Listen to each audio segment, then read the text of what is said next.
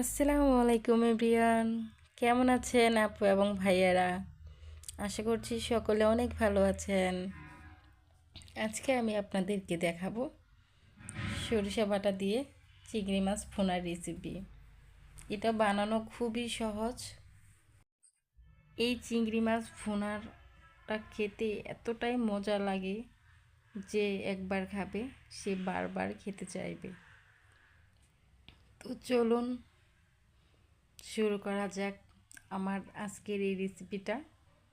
তো তার জন্য নিয়েছি এখানে আমি চারটা টমেটো চারটা টমেটো আমি কেটে নিয়েছি।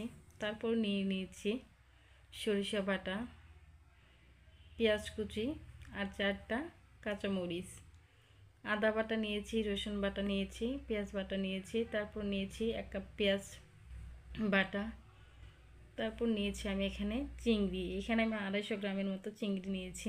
তো চলুন কথা না বাড়িয়ে রান্নার প্রসেসটি শুরু করি।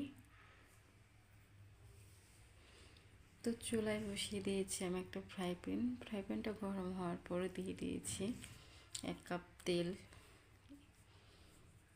তারপরে দিয়ে দিচ্ছি কুচিয়ে রাখা পেঁয়াজ কুচিগুলো।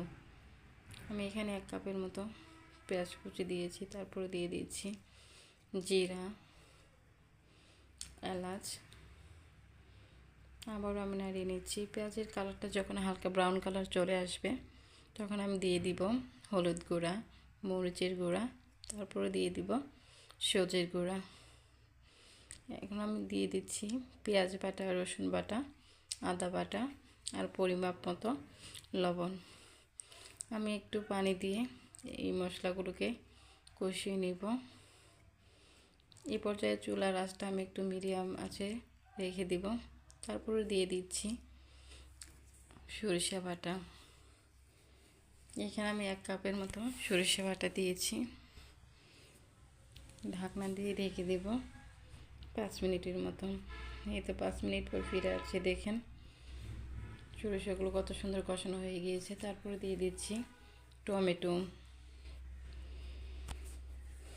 আবারও আমি নাড়িয়ে নিচ্ছি। এখন ঢাকনাটা খুলে দেখেন আমার টমেটোটা ভালোভাবে কষানো হয়ে গিয়েছে। আবারও ঢাকনা দিয়ে রেখে দেব 5 মিনিটের মতো।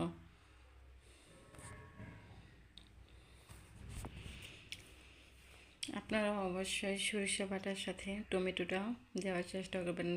5 মিনিট পর ফিরে আসছি, দেখেন এখন দিয়ে দিচ্ছি চিংড়ি মাছ।